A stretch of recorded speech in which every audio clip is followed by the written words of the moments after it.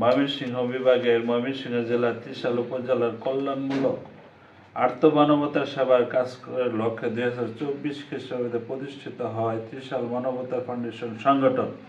এই সংগঠনটি আমার সাথে মোটামুটিভাবে 2-3 মাস যাবৎ যোগাযোগ করতেছে যে আমরা এরকম একটা আর্থ-মানবতার সেবামূলক একটা প্রতিষ্ঠান করতে চাই। তা আপনার মতামত দিলে আমরা এই কাজগুলো আগায় নিতে চাই। তা আমি তাদেরকে নিরাশ করি নাই, আমি বলছিলাম তাদেরকে তোমরা আগায় যাও। তারা দেখলাম তাদের মধ্যে অনেক আগ্রহ বলতে 3 মাসের মধ্যে প্রায় 20 থেকে 25 দিন আমার সাথে দেখা করছে এরা।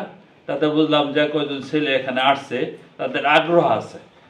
ছাত্র বয়সে কলেজ লাইফে তাদের যে আগ্রহটা আত্মমানবতার সেবা, এটাতে আমি নিরাশ করতে পারি নাই বিদায় আজকে এই পর্যন্ত আসা আর কি। ছোট্ট পরিষদ হইলেও তাদেরকে কাজে উদ্বুদ্ধ করি এবং তারা আজকে এই পর্যন্ত আসে এবং তারা ইতিমধ্যে বিভিন্ন বন্যা দুর্গত এলাকায় বিভিন্ন ত্রাণ সামগ্রী নিয়ে তারা ওই পর্যন্ত গেছে ত্রাণ দেওয়ার জন্য, শীত বস্ত্র বিতরণ করার জন্য তাদের মধ্যে প্রচুর আগ্রহ দেখছি।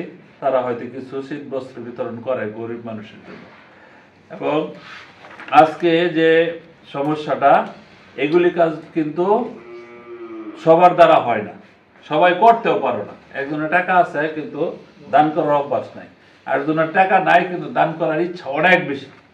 তো তার মধ্যে তোমরা যেহেতু এখানে আগে আসছো, এই আর্থ-মানবতা কল্যাণ সেবামূলক প্রতিষ্ঠানটি, এটার উত্তরোত্তর মঙ্গল কামনা করি এবং সামনের দিনে যাতে এই সংগঠনটিকে ধরে রাখা যায় তার জন্য পরামর্শ দিয়েছিলাম একটা কমিটি করা প্রয়োজন।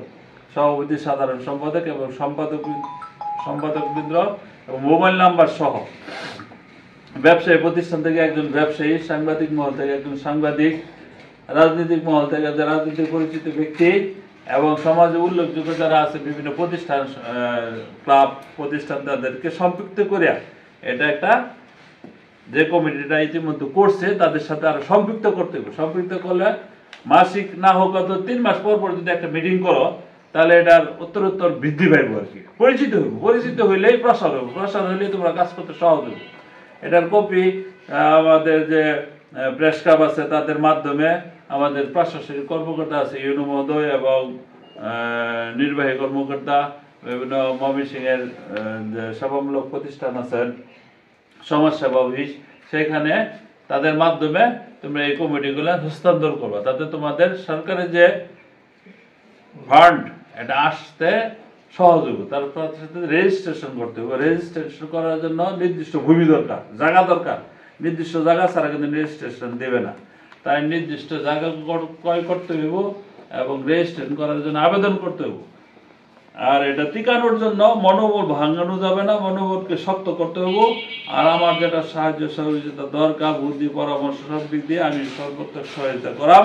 এবং তার সাথে সাথে এই যে আজকের যে কমিটি